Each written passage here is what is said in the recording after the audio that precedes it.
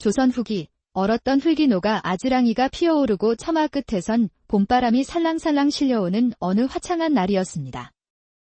한양 종로 한복판, 왁자지껄한 저작거리를 지나 기와집들이 어깨를 맞대고 빽빽이 들어선 그 골목 사이로 낡은 나무 간판 하나가 삐걱 소리를 내며 바람에 흔들리고 있었습니다. 관상술사 허선생이라고 쓰인 그 간판은 세월의 때가 검게 묻어 있었지만 그 이름 석자가 가진 신통력은 여전히 많은 사람들의 눈길을 끌었지요. 벌써부터 대문 앞에는 값비싼 비단 치마를 입은 양반댁 부인들이 줄을 서서 기다리고 있었는데 모두들 불안한 표정으로 서로를 의식하며 부채 뒤에서 조용히 속삭이고 있었습니다. 이곳 허선생의 관상술은 한 번 보면 그 사람의 평생 운명을 꿰뚫어 본다고 하여 한양 바닥에 신통하기로 정평이 나 있었습니다. 부자든 가난한 사람이든 양반이든 상민이든 모두가 그를 찾아와 자신의 앞날의 막막함을 묻곤 했지요. 그날도 어김없이 박진사 댁의 시어머니 정씨가 조급한 걸음으로 허선생의 문 앞에 나타났습니다. 정씨는 쉰을 막 넘긴 여인으로 얼굴에는 세월의 흔적이 깊게 패여 있었지만 여전히 양반가의 기품을 잃지 않고 있었습니다. 다만 평소 욕심이 많고 성격이 급한 것으로 동네에서 유명했지요. 그녀의 발걸음에는 어딘지 모를 초조함이 묻어 있었습니다. 손에 쥔 손수건을 자꾸만 만지작거리고 마른 입술을 깨물며 뭔가 깊은 고민에 잠겨있는 모습이었거든요. 어서 오시구려, 정부인. 이 누추한 곳까지 행차하시느라 고생이 많으셨소. 안으로 드시지요. 용무가 꽤나 급해 보이십니다, 그려. 허선생은 예순이 넘은 노인이었지만 희끗한 눈썹 아래 형형하게 빛나는 눈빛만은 여전히 예리하고 총명했습니다. 하얀 수염을 길게 기르고 있었고 목소리는 깊고 온화했지만 그 속에는 오랜 세월 사람을 관찰해온 지혜의 무게가 담겨 있었지요. 허선생님, 바쁘신 중에 찾아뵈어 송구합니다. 허나 필히 여쭙고 싶은 바가 있어 체면 불구하고 일이 달려왔습니다. 우리 집안 운세가 어떤지 꼭 한번 봐주셔야겠습니다. 정씨의 목소리에는 불안과 초조함이 가득했습니다. 요즘 들어 마음이 영 편치 않았거든요. 며느리 때문인지 줄어드는 집안 살림 때문인지 뭔가 답답한 기운이 안개처럼 자신을 옥죄는 기분이 계속 들었던 것입니다. 밤에 잠을 자려고 누우면 자꾸만 불길한 생각들이 머릿속을 맴돌았지요. 허선생은 정씨의 표정을 유심히 살펴보더니 조용히 안쪽 방으로 안내했습니다.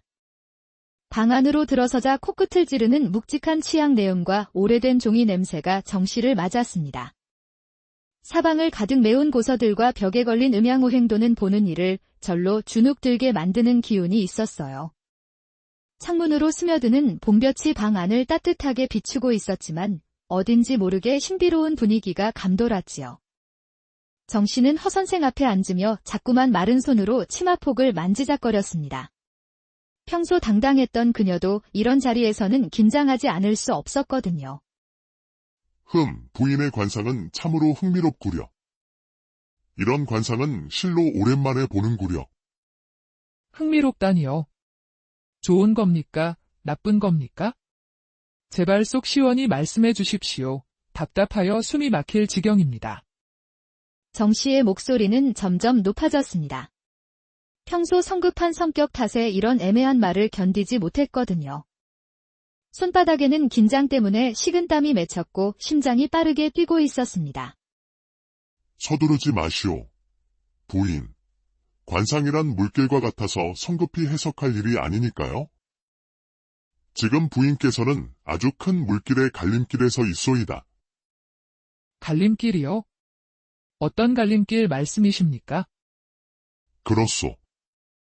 현재의 상황에서 벗어나야 복이 들어오는 길이 열릴 것이오. 하지만 그 길이 어떤 길인지는 부인께서 스스로 깨달아야 할 일이구려. 섣불리 둑을 허물다간 평생을 후회할 홍수를 맞을 수도 있소. 현재 상황에서 벗어난다니 그게 정확히 무슨 뜻입니까, 선생님? 저에게는 너무 어려운 말씀입니다. 정씨의 머릿속에는 벌써 여러 생각이 스쳐 지나갔습니다.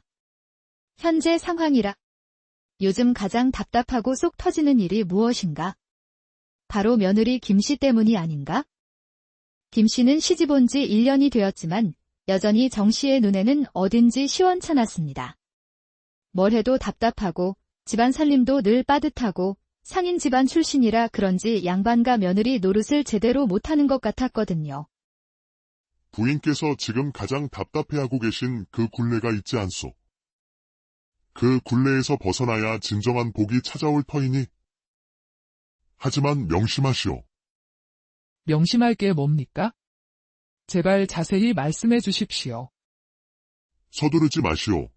때가 되면 자연히 길이 보일 것이니 섣불리 판단하시면 평생 후회할 일이 생길 수도 있소이다. 특히 지금 부인 곁에 있는 것을 소홀히 여기지 마시오. 손에 쥔 보석을 돌멩이인 줄 알고 던져버리는 어리석음을 경계해야 할 것입니다. 알겠습니다. 허 선생님. 귀한 말씀 가슴 깊이 새기겠습니다. 이제 마음이 좀 시원해지는군요. 하지만 정씨는 이미 허 선생의 말을 자신만의 방식으로 해석하고 있었습니다. 그녀는 관상비를 두둑이 지불하고 허 선생의 집을 나섰지요. 집으로 돌아가는 길, 정씨는 혼자 중얼거렸습니다. 정씨의 발걸음은 한결 가벼워졌고 얼굴에는 묘한 미소까지 떠올랐습니다. 마치 큰 결심을 내린 사람처럼 말이에요. 집으로 돌아온 정씨는 대문을 들어서자마자 부엌에서 들려오는 소리에 귀를 기울였습니다. 며느리 김씨가 저녁 준비를 하고 있는 달그락거리는 소리였지요. 김씨는 20살 남짓한 새댁으로 시집 온 지 이제 겨우 1년이 되어 갔습니다. 작은 체구의 하얀 피부, 그리고 언제나 조심스러운 말투로 시어머니를 모시고 있었지요. 상인 집안 출신답게 손재주가 좋았고 몰래 바느질감을 만들어 팔아서 집안 살림에 보태기도 했습니다. 하지만 정씨의 눈에는 그 모든 것이 답답하게만 보였습니다. 허 선생의 말을 듣고 나니 더욱 그랬지요. 어머님, 어디 다녀오셨습니까? 오늘은 안색이 좀 밝아 보이십니다. 김씨는 시어머니의 기분을 늘 살피며 지냈습니다. 오늘따라 정씨의 표정이 평소와 달라 보였거든요. 뭔가 큰 결심을 한 듯한 그런 싸늘한 표정이었습니다. 내가 알바 아니다. 쓸데없는 소리 말고 저녁이나 제대로 준비해라. 밥이 설었나 안 설었나도 모르면서 뭘 묻고 있어? 네, 어머님. 곧 상 올리겠습니다. 오늘은 서방님이 좋아하시는 나물도 무쳤습니다. 김씨의 어깨가 살짝 떨렸습니다. 요즘 들어 시어머니의 잔소리가 더욱 심해졌거든요. 뭘 해도 마음에 들어 하지 않으시니 어떻게 해야 할지 몰랐습니다. 김씨는 부엌으로 돌아가며 한숨을 깊게 쉬었습니다. 내가 뭘 잘못했을까 하는 생각이 자꾸만 들었거든요. 그런데 며칠 후 뜻밖의 일이 일어났습니다. 어느 따뜻한 오후, 대문 밖에서 나른한 오후의 정적을 깨는 목소리가 들려온 것입니다. 실례합니다. 혹시 이 댁이 박진사 나으리 댁이 맞는지요? 정씨가 삐걱이는 대문을 열어보니 27, 8쯤 되어 보이는 아름다운 여인이 서 있었습니다. 화려한 분홍색 치마저고리의 머리에는 은비녀까지 꽂은 것이 영락없는 기생 차림새였지요. 얼굴은 분을 하얗게 발랐고 입술은 연지를 발그스름하게 칠해 묘하게 매력적이었습니다. 하지만 그 웃음 끝에 날카롭게 숨겨진 여우의 눈빛을 정씨는 아직 알아채지 못했어요. 넌 누구냐? 우리 집에 무슨 일로 왔단 말이냐? 기생이 양반 집에 함부로 찾아와도 되는 줄 아느냐? 처음 뵙겠습니다, 마님. 월향이라 하옵니다. 진사나리와는 각별한 인연이지요. 오늘은 마님께 정식으로 인사 올리고자 이리 찾아왔습니다. 인사를. 기생 주제에 무슨. 내 아들과 대체 어떤 사이라는 거냐? 정씨의 목소리에는 경계심이 가득했지만 동시에 호기심도 느껴졌습니다. 아들이 기생과 어떤 관계를 맺고 있는 건지. 사실은 마님께만 꼭 말씀드리고 싶은 일이 있어서요. 혹시 안에서 조용히 이야기할 수 있을까요? 밖에서 하기에는 좀 그런 이야기라서요. 정씨는 잠시 망설였습니다. 기생을 집안으로 들이는 것이 적절한지. 하지만 호기심이 이겼습니다. 게다가 허 선생의 말이 자꾸만 떠올랐거든요. 현재 상황에서 벗어나야 한다는? 정 씨는 월양을 안방으로 데려갔습니다. 부엌에서 이 모든 광경을 지켜보던 김 씨는 싸늘한 불안감에 심장이 내려앉는 것 같았지만 감히 나서지 못했지요. 과연 명문가의 기품이 느껴집니다. 역시 양반가는 다르군요. 이런 집에서 살면 얼마나 좋을까요? 알긴 아는구나. 우리는 대대로 양반 가문이니까 집안 내력이 남다르지. 하여 더욱 안타까웠습니다. 지금 댁의 며느님이 참으로 안타깝더군요. 안타깝다니. 무슨 소리냐? 내가 우리 며느리를 어떻게 안다는 거냐?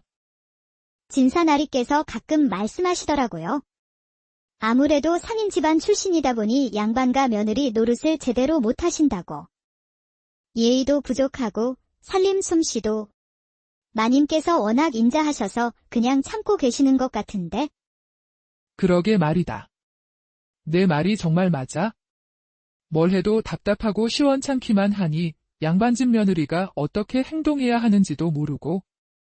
정 씨는 그동안 혼자 속으로만 생각했던 불만들이 터져나오기 시작했습니다. 월양의 말이 자신의 마음을 정확히 짚고 있는 것 같았거든요. 저 같으면 마님께 훨씬 더 큰 도움이 될 수 있을 텐데요. 제 친정이 비록 한미하나 제가 기생으로 벌어들이는 돈이 한 달에 좋기 30냥은 됩니다. 30냥이나? 그런 1년이면 360냥이 넘네. 그런 큰 돈을. 그럼요. 그뿐인 줄 아십니까? 시서화, 예약까지 양반과 며느리로서 갖춰야 할 모든 것을 익혔습니다.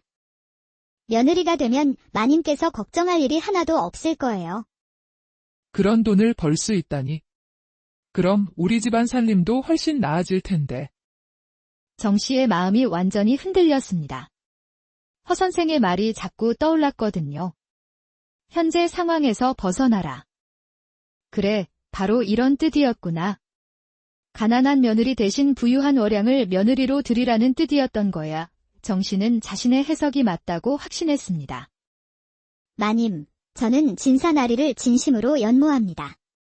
마님만 허락해 주신다면 정말 효도 잘하는 며느리가 되겠습니다. 그래, 그럴 수도 있겠구나. 내 말을 들어보니.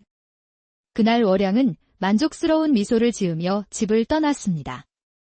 정 씨는 한참 동안 그 자리에 앉아 생각에 잠겼지요. 부엌에서는 김 씨가 저녁 준비를 하며 불안한 마음으로 시어머니의 낌새를 살피고 있었습니다. 뭔가 심상치 않은 기운이 느껴졌거든요. 그날 밤, 정 씨는 잠을 이루지 못했습니다. 월양의 말이 자꾸만 머릿속을 맴돌았거든요. 30냥이라. 지금 김 씨가 몰래 바느질감 팔아서 버는 돈은 한 달에 고작 2~3냥인데 10배가 넘는 돈이 아닌가? 게다가 월양은 기생교육을 받아서 예의범절도 잘 알고 있다고 했지요. 정 씨는 이불을 뒤척이며 계속 생각했습니다. 허 선생님 말씀이 맞아. 현재 상황에서 벗어나야 해. 저 답답한 며느리 때문에 우리 집안이 발전하지 못하고 있었던 거야? 다음 날 아침, 정 씨는 마침내 결심을 굳혔습니다. 동이 트자마자 아들 박진사를 호출했지요. 진사야, 어미 앞에 앉아라. 중요한 이야기가 있다. 무슨 일이십니까, 어머니? 이른 아침부터 표정이 심상치 않으신데. 박진사는 30이 막 넘은 나이로 온화한 성품의 소유자였습니다. 어머니에게는 늘 순종적이었고 아내에게도 나름 다정했지요. 하지만 우유부단한 면이 있어서 중요한 결정을 내리는 것을 어려워했습니다. 내 처를 내보내야겠다. 소박을 죽어라. 어머니! 갑자기 무슨 말씀이십니까? 아내가 무슨 잘못을, 대체 무슨 일이 있었길래? 허 선생께서 그러시더라. 현재 상황에서 벗어나야 복이 들어온다고. 저 며느리 때문에 우리 집안이 막혀 있는 거야? 그걸 모르겠느냐? 허나 어머님, 아내가 뭘 그리 잘못했다고 그런 말씀을. 시집 온 지 겨우 1년인데 나름 정성을 다해 어머님을 모시고 있지 않습니까? 정성. 그게 정성이라고. 집안 살림은 늘 빠듯하고 양반집 며느리로서 채통도 없고. 이 엄이 말을 거역하고 불효 자식이 되겠다는 거냐? 어머니, 진정하세요. 아내가 그리 큰 잘못을 한 게 있나요? 저는 별로 불만이... 월양이라는 훨씬 좋은 아가씨도 있는데 뭘 망설이고 있어? 그 아가씨는 한 달에 은 30냥씩 벌 수 있다고 하더라. 바로 그때였습니다. 부엌에서 설거지를 하던 김씨가 그 소리를 들었던 것입니다. 김씨는 새벽부터 일어나 밥을 짓고 시어머니와 남편이 좋아하는 반찬들을 정성스럽게 준비하고 있었거든요. 그런데 갑자기 들려온 소박이라는 말에 김씨는 온몸이 떨렸습니다. 설마 자신이 잘못 들은 건 아닐까? 하지만 시어머니의 목소리는 계속 들려왔고 점점 더 분명해졌습니다. 김씨는 앞치마에 손을 닦으며 급히 안방으로 달려갔습니다. 마음은 이미 천갈래 만갈래로 찢어져 있었지요. 어머님, 지금 뭐라고 하셨습니까? 김씨의 목소리는 떨리고 있었습니다. 얼굴은 핏기가 싹 가셨고 두 손은 주체할 수 없이 덜덜 떨렸지요. 시집 온 지 1년 동안 나름 열심히 살아왔다고 생각했는데 설마 이런 일이 벌어질 줄은 꿈에도 몰랐거든요. 들었으면 말고는 알아들었겠지. 어차피 알아야 할 일이니까 내 짐이나 꾸려서 나갈 준비해라. 어머님, 제가 무엇을 잘못했습니까? 시집 온 지 1년, 온 정성을 다해 어머님을 모셨는데 제발 무엇을 잘못했는지 말씀해 주십시오. 고치겠습니다. 김씨의 목소리에는 진심 어린 절망이 담겨 있었습니다. 눈물이 쏟아져 내렸지만 꾹 참으려고 애썼지요. 양반집 며느리로서 체면을 지켜야 한다는 생각 때문이었습니다. 김씨는 정말 열심히 살아왔습니다. 새벽 4시에 일어나 밥을 짓고 시어머니가 좋아하는 나물 반찬을 만들고 빨래며 청소며 쉴 틈이 없었거든요. 게다가 밤에는 몰래 바느질감을 만들어 팔아서 집안 살림에 보태기까지 했으니까요. 정성. 내가 한 게 뭐가 있다고 정성이야? 집안 살림은 늘 빠듯하고 시어머니 봉양도 제대로 못하면서 무슨 정성이야. 어머님, 제가 몰래 밤마다 바느질감을 만들어서 팔아 그 돈으로 생활비에 보태드렸는데 그것도 모르셨나요? 한 달에 2~3냥씩이나 되는데. 김씨의 목소리에는 억울함이 가득했습니다. 정말로 김씨는 남모르게 많은 일을 해왔거든요. 밤늦게 시어머니와 남편이 잠든 후에 촛불을 켜고 바느질을 했습니다. 술을 놓기도 하고 베개나 이불보 같은 것들을 만들어서 장터에 내다 팔았지요. 손가락이 바늘에 찔려 피가 나도 참고 견뎠습니다. 그 돈으로 쌀을 사고 반찬거리를 사고.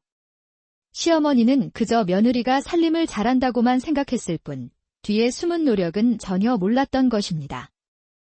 그까지 푼 돈이 뭐가 대수냐? 월양이는 한 달에 30냥씩 벌 수 있다고 하더라. 30냥이야. 내가 버는 돈의 10배가 넘는 큰 돈이란 말이다. 어머님, 돈이 문제라면 저도 더 열심히 할 수 있어요. 더 많이 일해서. 늦었다. 남의 집 구박받으며 살 바에야 차라리 나가는 게 나아. 이제 그만 짐 꾸려서 나가거라. 여보, 미안하. 서방님만이라도 제가 정말 잘못한 게 있나요? 말씀해 주세요. 미안하오. 정말 미안하오.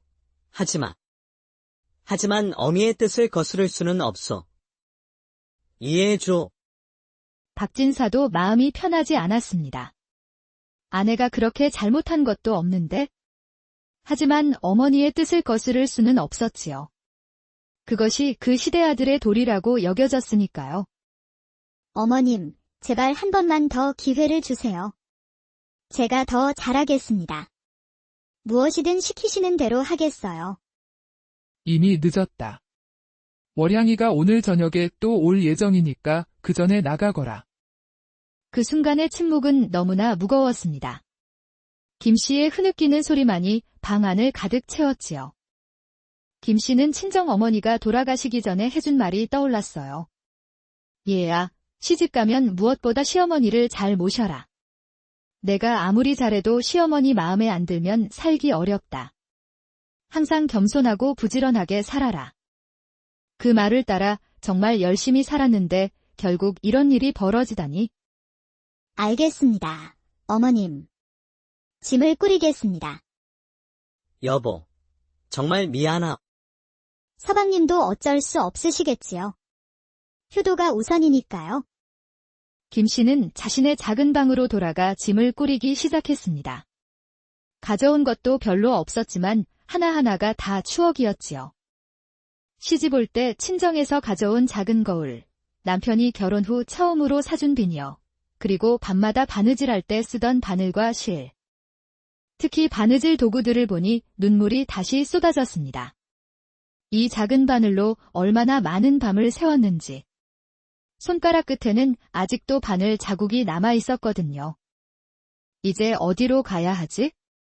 친정 아버지께는 뭐라고 말씀드려야 할까? 그때 문밖에서 월양의 목소리가 들려왔습니다. 어머님, 월양이 왔어요. 아, 월양이 왔구나. 어서 들어오너라.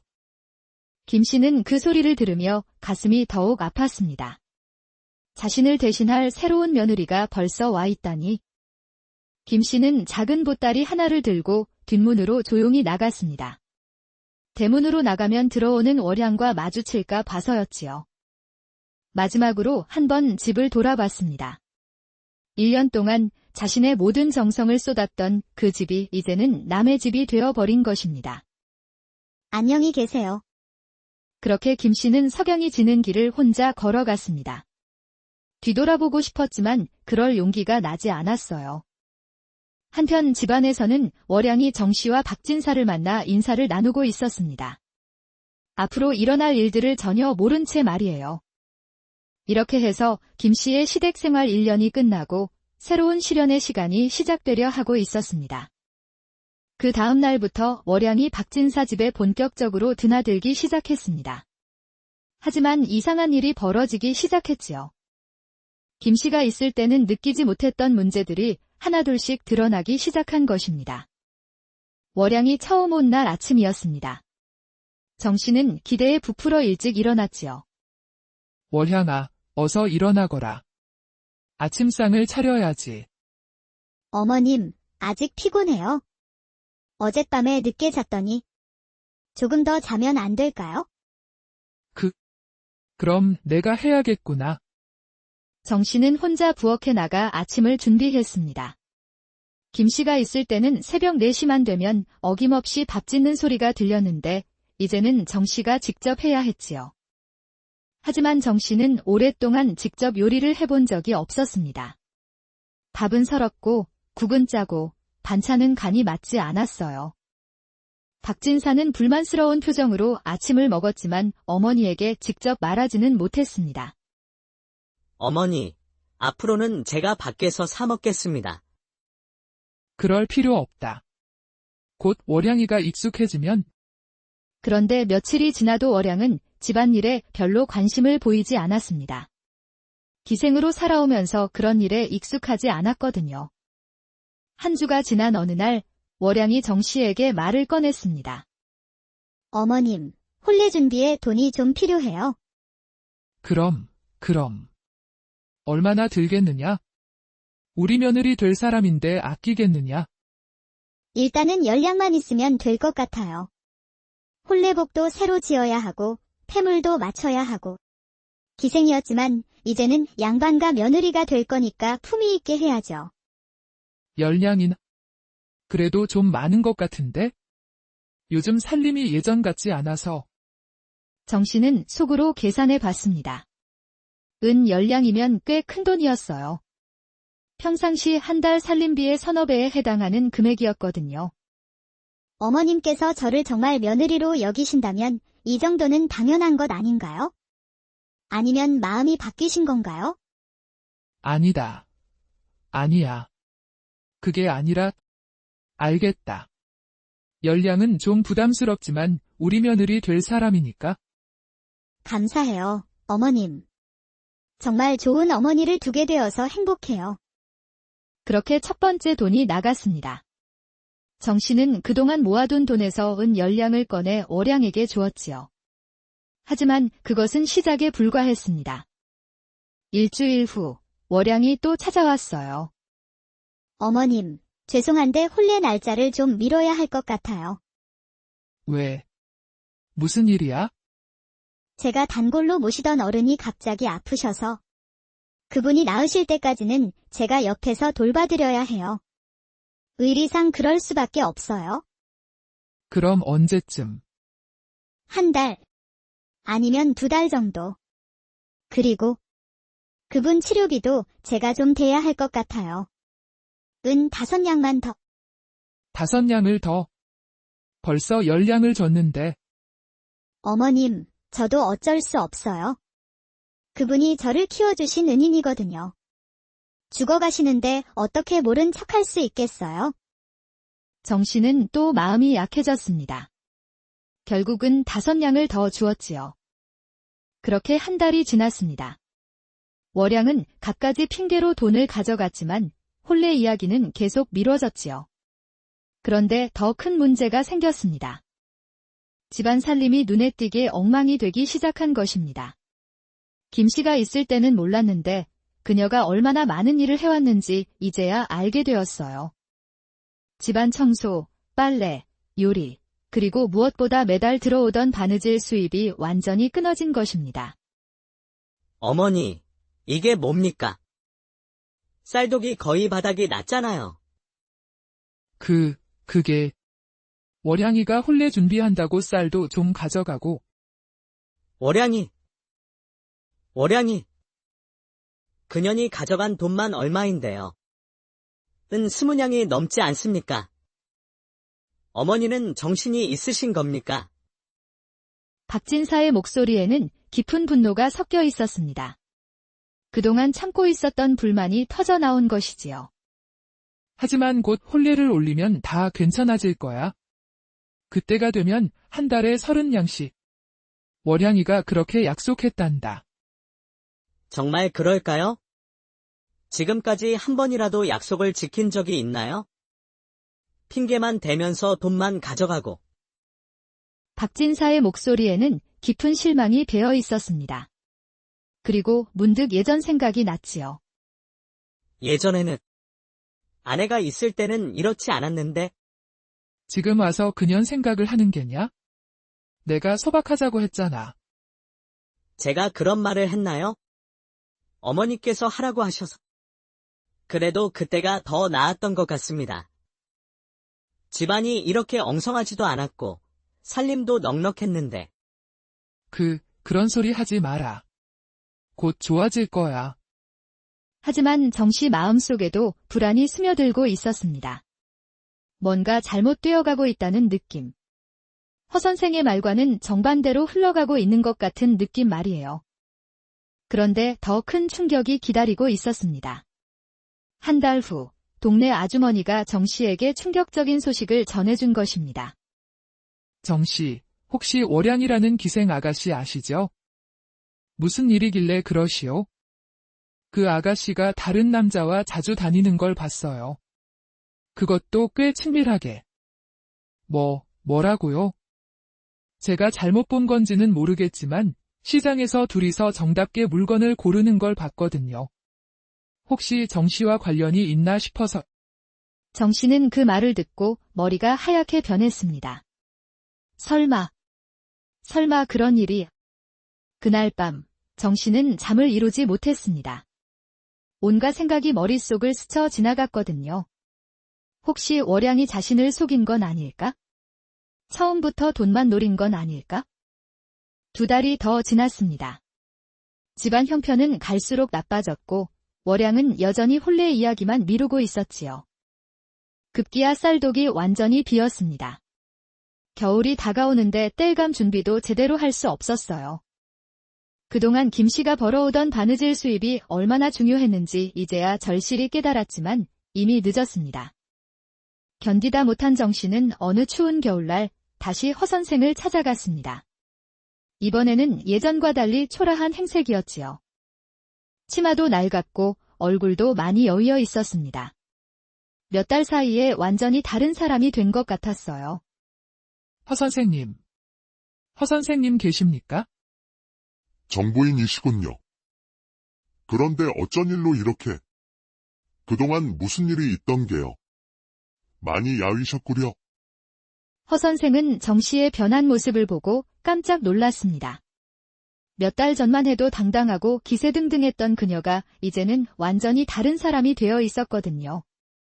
선생님, 큰일 났습니다. 정말 큰일이 났어요. 정 씨의 목소리는 떨리고 있었습니다. 예전의 당당함은 온데간데 없고 절망과 분노가 뒤섞인 모습이었지요. 손도 덜덜 떨리고 눈에는 핏발이 서 있었습니다. 일단 안으로 들어오시오. 찬바람에 몸이 얼 텐데. 무슨 일이 그리 급하신지. 선생님. 선생님 말씀대로 현재 상황에서 벗어났는데 왜 더 가난해진 겁니까? 왜 이렇게 됐단 말입니까? 부인의 관상이 예전과 많이 달라졌구려. 어떻게 달라졌다는 겁니까? 좋아진 겁니까? 나빠진 겁니까? 부의 기운이 완전히 막혀버렸소. 뭐라고요? 이제는 가난한 삶을 살 수밖에 없겠구려. 복이 완전히 끊어져 버렸어. 그럴 리가 없습니다.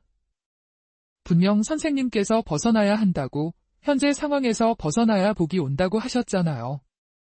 정 씨의 목소리에는 배신감과 분노가 가득했습니다. 허 선생의 말을 믿고 따랐는데 결과는 정반대로 나왔으니까요. 부인, 내가 말한 현재 상황이 정말 무엇인지 아시겠소? 그게 며느리가 있는 상황 아니었습니까? 아니올시다. 부인. 전혀 아니오. 그럼 무엇을? 며느리를 구박하고 그 아이의 능력을 발휘하지 못하게 막는 상황에서 벗어나라는 뜻이었소이다. 그 아이가 마음껏 일할 수 있게 해주고 믿고 맡겨주는 것, 그것이 진정한 복의 길이었소. 그럼 제가 완전히 잘못 이해한 거였단 말입니까? 자식 복이 그렇게 좋으셨는데 스스로 그 복을 걷어차 버리셨구려. 진주를 돌멩이로 여기고 강물에 던져버린 셈이여. 정 씨는 그 말을 듣고 정신이 혼미해졌습니다. 자신이 얼마나 큰 실수를 저질렀는지 이제야 깨달았거든요. 김 씨, 그 착한 며느리를 내쫓고 대신 탐욕스러운 월양을 들였다니. 모든 것이 자신의 욕심 때문이었구나. 그럼 이제 어떻게 하면 됩니까? 선생님, 방법이 있지 않겠습니까? 제발, 어렵더라도 방법이 있다면 무엇이든 하겠습니다. 그 아이의 마음을 돌리는 것, 그것이 유일한 길이여. 하지만 상처받은 마음을 치유하는 것은 참으로 어려운 일이지요. 허 선생의 말을 들은 정 씨는 그 자리에서 한참을 울었습니다. 자신의 어리석음이, 욕심이 얼마나 큰 실수를 저질렀는지 이제야 깨달았거든요. 정 씨는 허 선생의 집을 나서며 다짐했습니다. 무엇이든 하겠다. 김 씨를 다시 데려와야 한다. 그것만이 우리 집안이 살 길이다. 집으로 돌아온 정 씨는 그날 밤 잠을 이루지 못했습니다. 허 선생의 말이 자꾸만 귓가에 맴돌았거든요. 끊어진 인연의 실을 다시 이어보라. 그렇다. 김 씨를 다시 데려와야 한다. 하지만 문제가 있었습니다. 김 씨가 어디 있는지 몰랐거든요. 친정으로 갔을 가능성이 높지만 과연 받아줄까? 그렇게 모질게 내쫓았는데 다음 날 아침 정 씨는 결심을 굳혔습니다. 김 씨의 친정을 찾아가기로 한 것이지요. 김 씨의 친정은 한양 변두리, 작은 상인들이 모여 사는 동네에 있었습니다. 정 씨는 평소 같으면 그런 동네에 발을 들여놓는 것도 체면에 어긋난다고 여겼을 텐데 지금은 그런 것도 중요하지 않았지요. 정 씨는 그 길을 걸으며 온갖 생각에 잠겼습니다. 내가 김 씨에게 얼마나 못되게 굴었던가? 그 아이가 밤마다 바느질을 해서 집안 살림을 도왔다는 것도 몰랐고 항상 잔소리만 했지? 길을 걷다 보니 눈물이 났습니다. 자신의 어리석음이 너무 원망스러웠거든요. 드디어 김씨 친정집 앞에 도착했습니다. 작지만 깔끔하게 정리된 집이었어요. 대문도 단정하게 칠해져 있었고 마당에는 작은 텃밭도 있었습니다. 정 씨는 떨리는 마음으로 대문을 두드렸습니다. 마음이 쿵쾅쿵쾅 뛰었어요. 과연 어떤 말로 시작해야 할까? 실례합니다. 김 어르신 계십니까? 정씨 아니신가? 이게 웬일이오? 여기까지 무슨 일로? 김 씨 아버지는 50 중반의 단단한 체격의 남자였습니다. 평소 온화한 성품이었지만 지금은 얼굴에 분노가 가시지 않았지요. 딸이 쫓겨나서 돌아온 그날 얼마나 울었는지 모릅니다. 그 착한 딸이 무슨 잘못을 했다고. 김 씨 아버지는 정 씨를 보자 다시 그때의 분노가 치밀어 올랐습니다. 사도는 때문에 딸이 많은 상처를 받으셨지요. 무슨 말씀인지 알겠소. 하지만 할 말이 없소. 내 딸을 그렇게 모질게 내쫓아놓고 이제 와서 무슨 면목으로. 조선 후기 얼었던 흙이노가 아지랑이가 피어오르고 처마 끝에선 봄바람이 살랑살랑 실려오는 어느 화창한 날이었습니다. 한양 종로 한복판 왁자지껄한 저작거리를 지나 기와집들이 어깨를 맞대고 빽빽이 들어선 그 골목 사이로 낡은 나무 간판 하나가 삐걱 소리를 내며 바람에 흔들리고 있었습니다. 관상술사 허선생이라고 쓰인 그 간판은 세월의 때가 검게 묻어 있었지만 그 이름 석자가 가진 신통력은 여전히 많은 사람들의 눈길을 끌었지요. 벌써부터 대문 앞에는 값비싼 비단 치마를 입은 양반댁 부인들이 줄을 서서 기다리고 있었는데 모두들 불안한 표정으로 서로를 의식하며 부채 뒤에서 조용히 속삭이고 있었습니다. 이곳 허선생의 관상술은 한 번 보면 그 사람의 평생 운명을 꿰뚫어 본다고 하여 한양 바닥에 신통하기로 정평이 나 있었습니다. 부자든 가난한 사람이든 양반이든 상민이든 모두가 그를 찾아와 자신의 앞날의 막막함을 묻곤 했지요. 그날도 어김없이 박진사 댁의 시어머니 정 씨가 조급한 걸음으로 허선생의 문 앞에 나타났습니다. 정 씨는 쉰을 막 넘긴 여인으로 얼굴에는 세월의 흔적이 깊게 패여 있었지만 여전히 양반가의 기품을 잃지 않고 있었습니다. 다만 평소 욕심이 많고 성격이 급한 것으로 동네에서 유명했지요. 그녀의 발걸음에는 어딘지 모를 초조함이 묻어 있었습니다. 손에 쥔 손수건을 자꾸만 만지작거리고 마른 입술을 깨물며 뭔가 깊은 고민에 잠겨있는 모습이었거든요. 어서 오시구려, 정부인. 이 누추한 곳까지 행차하시느라 고생이 많으셨소. 안으로 드시지요. 용무가 꽤나 급해 보이십니다, 그려. 허선생은 60이 넘은 노인이었지만 희끗한 눈썹 아래 형형하게 빛나는 눈빛만은 여전히 예리하고 총명했습니다.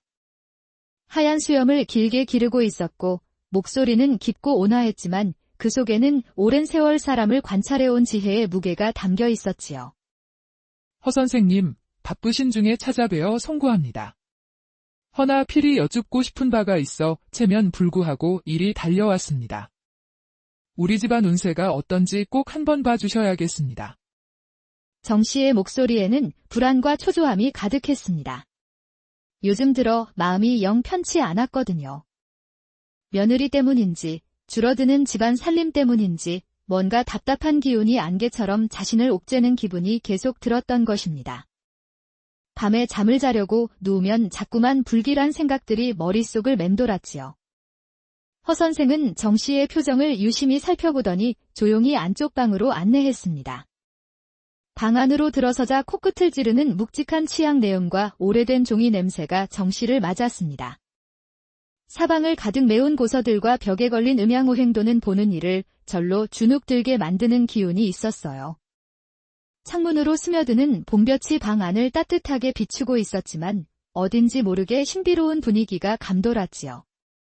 정 씨는 허선생 앞에 앉으며 자꾸만 마른 손으로 치마폭을 만지작거렸습니다. 평소 당당했던 그녀도 이런 자리에서는 긴장하지 않을 수 없었거든요. 부인의 관상은 참으로 흥미롭구려.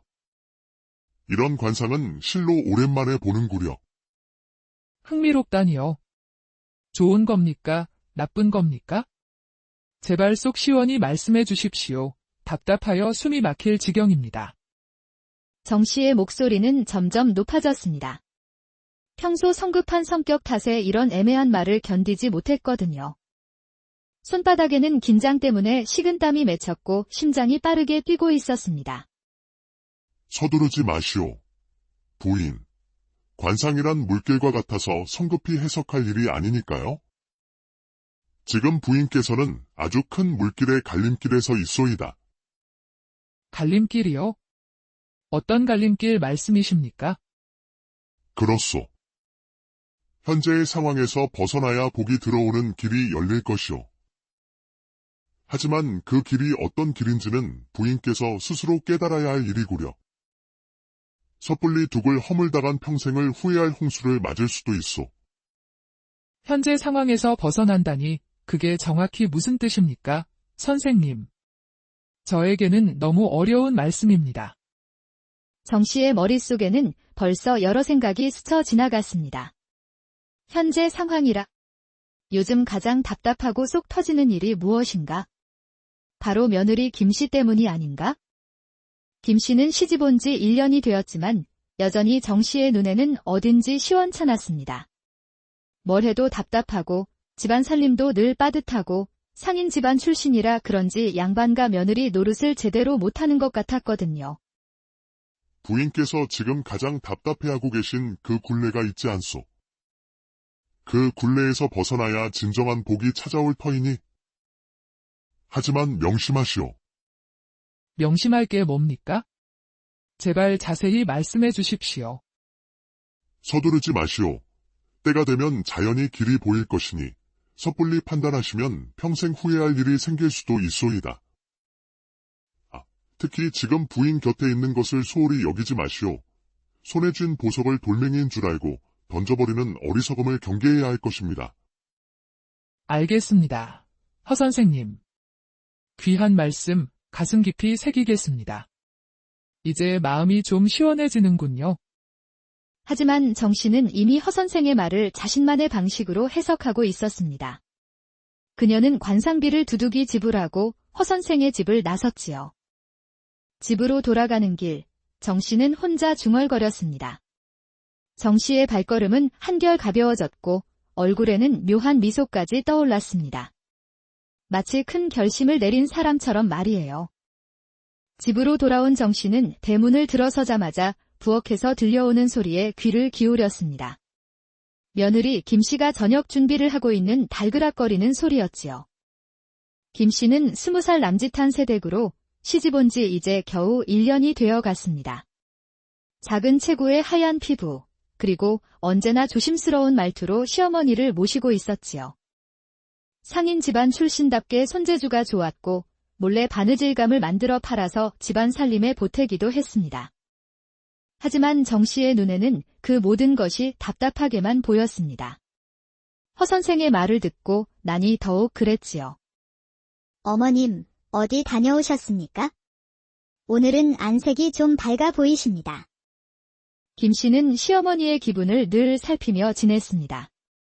오늘따라 정 씨의 표정이 평소와 달라 보였거든요. 뭔가 큰 결심을 한 듯한 그런 싸늘한 표정이었습니다. 내가 알바 아니다. 쓸데없는 소리 말고 저녁이나 제대로 준비해라. 밥이 설었나 안 설었나도 모르면서 뭘 묻고 있어? 네, 어머님. 곧 상 올리겠습니다. 오늘은 서방님이 좋아하시는 나물도 무쳤습니다. 김 씨의 어깨가 살짝 떨렸습니다. 요즘 들어 시어머니의 잔소리가 더욱 심해졌거든요. 뭘 해도 마음에 들어 하지 않으시니 어떻게 해야 할지 몰랐습니다. 김 씨는 부엌으로 돌아가며 한숨을 깊게 쉬었습니다. 내가 뭘 잘못했을까 하는 생각이 자꾸만 들었거든요. 그런데 며칠 후 뜻밖의 일이 일어났습니다. 어느 따뜻한 오후, 대문 밖에서 나른한 오후의 정적을 깨는 목소리가 들려온 것입니다. 실례합니다. 혹시 이 댁이 박진사 나으리 댁이 맞는지요? 정 씨가 삐걱이는 대문을 열어보니 27, 8쯤 되어 보이는 아름다운 여인이 서 있었습니다. 화려한 분홍색 치마저고리의 머리에는 은비녀까지 꽂은 것이 영락없는 기생 차림새였지요. 얼굴은 분을 하얗게 발랐고 입술은 연지를 발그스름하게 칠해 묘하게 매력적이었습니다. 하지만 그 웃음 끝에 날카롭게 숨겨진 여우의 눈빛을 정 씨는 아직 알아채지 못했어요. 넌 누구냐? 우리 집에 무슨 일로 왔단 말이냐? 기생이 양반 집에 함부로 찾아와도 되는 줄 아느냐? 처음 뵙겠습니다. 마님. 월향이라 하옵니다. 진사나리와는 각별한 인연이지요. 오늘은 마님께 정식으로 인사 올리고자 이리 찾아왔습니다. 인사를. 기생 주제에 무슨. 내 아들과 대체 어떤 사이라는 거냐? 정 씨의 목소리에는 경계심이 가득했지만 동시에 호기심도 느껴졌습니다. 아들이 기생과 어떤 관계를 맺고 있는 건지. 사실은 마님께만 꼭 말씀드리고 싶은 일이 있어서요. 혹시 안에서 조용히 이야기할 수 있을까요? 밖에서 하기에는 좀 그런 이야기라서요. 정 씨는 잠시 망설였습니다. 기생을 집안으로 들이는 것이 적절한지. 하지만 호기심이 이겼습니다. 게다가 허 선생의 말이 자꾸만 떠올랐거든요. 현재 상황에서 벗어나야 한다는? 정 씨는 월양을 안방으로 데려갔습니다. 부엌에서 이 모든 광경을 지켜보던 김 씨는 싸늘한 불안감에 심장이 내려앉는 것 같았지만 감히 나서지 못했지요. 과연 명문가의 기품이 느껴집니다. 역시 양반과는 다르군요. 이런 집에서 살면 얼마나 좋을까요? 알긴 아는구나. 우리는 대대로 양반 가문이니까 집안 내력이 남다르지. 하여 더욱 안타까웠습니다. 지금 댁의 며느님이 참으로 안타깝더군요. 안타깝다니. 무슨 소리냐? 내가 우리 며느리를 어떻게 안다는 거냐? 진사나리께서 가끔 말씀하시더라고요. 아무래도 상인 집안 출신이다 보니 양반과 며느리 노릇을 제대로 못하신다고. 예의도 부족하고 살림 솜씨도 마님께서 워낙 인자하셔서 그냥 참고 계시는 것 같은데. 그러게 말이다. 내 말이 정말 맞아? 뭘 해도 답답하고 시원찮기만 하니 양반집 며느리가 어떻게 행동해야 하는지도 모르고. 정 씨는 그동안 혼자 속으로만 생각했던 불만들이 터져나오기 시작했습니다. 월양의 말이 자신의 마음을 정확히 짚고 있는 것 같았거든요. 저 같으면 마님께 훨씬 더 큰 도움이 될 수 있을 텐데요. 제 친정이 비록 한미하나 제가 기생으로 벌어들이는 돈이 한 달에 좋기 30냥은 됩니다. 30냥이나? 그런 1년이면 360냥이 넘네. 그런 큰 돈을. 그럼요. 그뿐인 줄 아십니까? 시서화, 예약까지 양반과 며느리로서 갖춰야 할 모든 것을 익혔습니다. 며느리가 되면 마님께서 걱정할 일이 하나도 없을 거예요. 그런 돈을 벌 수 있다니. 그럼 우리 집안 살림도 훨씬 나아질 텐데. 정 씨의 마음이 완전히 흔들렸습니다. 허 선생의 말이 자꾸 떠올랐거든요. 현재 상황에서 벗어나라. 그래, 바로 이런 뜻이었구나. 가난한 며느리 대신 부유한 월양을 며느리로 들이라는 뜻이었던 거야. 정 씨는 자신의 해석이 맞다고 확신했습니다. 마님, 저는 진사나리를 진심으로 연모합니다. 마님만 허락해 주신다면 정말 효도 잘하는 며느리가 되겠습니다. 그래, 그럴 수도 있겠구나. 내 말을 들어보니. 그날 월양은 만족스러운 미소를 지으며 집을 떠났습니다. 정 씨는 한참 동안 그 자리에 앉아 생각에 잠겼지요.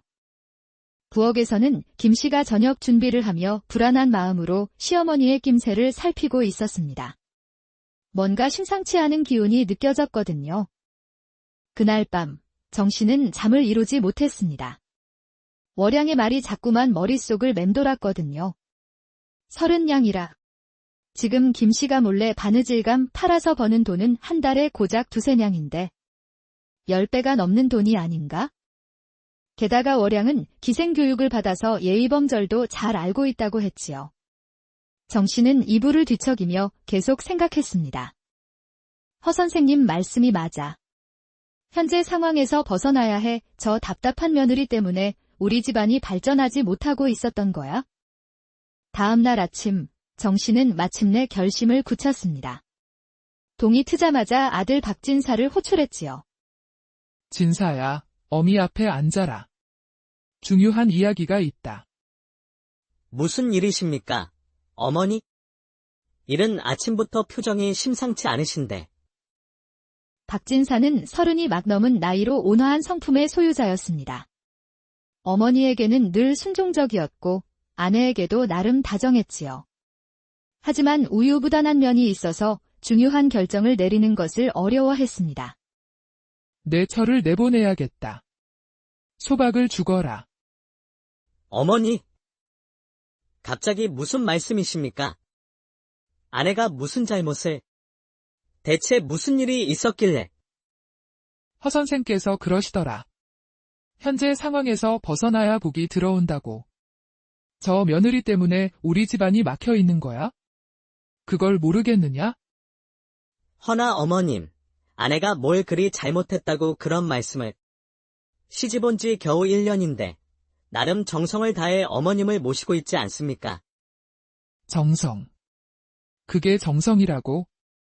집안 살림은 늘 빠듯하고 양반집 며느리로서 채통도 없고 이 어미 말을 거역하고 불효 자식이 되겠다는 거냐? 어머니, 진정하세요. 아내가 그리 큰 잘못을 한 게 있나요? 저는 별로 불만이... 월양이라는 훨씬 좋은 아가씨도 있는데 뭘 망설이고 있어? 그 아가씨는 한 달에 은 30냥씩 벌 수 있다고 하더라. 바로 그때였습니다. 부엌에서 설거지를 하던 김씨가 그 소리를 들었던 것입니다. 김씨는 새벽부터 일어나 밥을 짓고 시어머니와 남편이 좋아하는 반찬들을 정성스럽게 준비하고 있었거든요. 그런데 갑자기 들려온 소박이라는 말에 김씨는 온몸이 떨렸습니다. 설마 자신이 잘못 들은 건 아닐까? 하지만 시어머니의 목소리는 계속 들려왔고 점점 더 분명해졌습니다. 김씨는 앞치마에 손을 닦으며 급히 안방으로 달려갔습니다. 마음은 이미 천갈래 만갈래로 찢어져 있었지요. 어머님, 지금 뭐라고 하셨습니까? 김씨의 목소리는 떨리고 있었습니다. 얼굴은 핏기가 싹 가셨고 두 손은 주체할 수 없이 덜덜 떨렸지요. 시집 온 지 1년 동안 나름 열심히 살아왔다고 생각했는데 설마 이런 일이 벌어질 줄은 꿈에도 몰랐거든요. 들었으면 말고는 알아들었겠지. 어차피 알아야 할 일이니까 내 짐이나 꾸려서 나갈 준비해라. 어머님, 제가 무엇을 잘못했습니까? 시집 온 지 1년, 온 정성을 다해 어머님을 모셨는데 제발 무엇을 잘못했는지 말씀해 주십시오. 고치겠습니다. 김씨의 목소리에는 진심 어린 절망이 담겨 있었습니다. 눈물이 쏟아져 내렸지만 꾹 참으려고 애썼지요. 양반집 며느리로서 체면을 지켜야 한다는 생각 때문이었습니다. 김씨는 정말 열심히 살아왔습니다. 새벽 4시에 일어나 밥을 짓고 시어머니가 좋아하는 나물 반찬을 만들고 빨래며 청소며 쉴 틈이 없었거든요. 게다가 밤에는 몰래 바느질감을 만들어 팔아서 집안 살림에 보태기까지 했으니까요. 정성. 내가 한 게 뭐가 있다고 정성이야? 집안 살림은 늘 빠듯하고 시어머니 봉양도 제대로 못하면서 무슨 정성이야. 어머님, 제가 몰래 밤마다 바느질감을 만들어서 팔아 그 돈으로 생활비에 보태드렸는데 그것도 모르셨나요? 한 달에 2~3냥씩이나 되는데. 김씨의 목소리에는 억울함이 가득했습니다. 정말로 김씨는 남모르게 많은 일을 해왔거든요. 밤늦게 시어머니와 남편이 잠든 후에 촛불을 켜고 바느질을 했습니다. 술을 놓기도 하고 베개나 이불보 같은 것들을 만들어서 장터에 내다 팔았지요. 손가락이 바늘에 찔려 피가 나도 참고 견뎠습니다. 그 돈으로 쌀을 사고 반찬거리를 사고 시어머니는 그저 며느리가 살림을 잘한다고만 생각했을 뿐 뒤에 숨은 노력은 전혀 몰랐던 것입니다. 그까짓 푼돈이 뭐가 대수냐? 월양이는 한 달에 30냥씩 벌 수 있다고 하더라. 30냥이야. 내가 버는 돈의 10배가 넘는 큰돈이란 말이다. 어머님, 돈이 문제라면 저도 더 열심히 할 수 있어요. 더 많이 일해서. 늦었다. 남의 집 구박받으며 살바해야 차라리 나가는 게 나아. 이제 그만 짐 꾸려서 나가거라.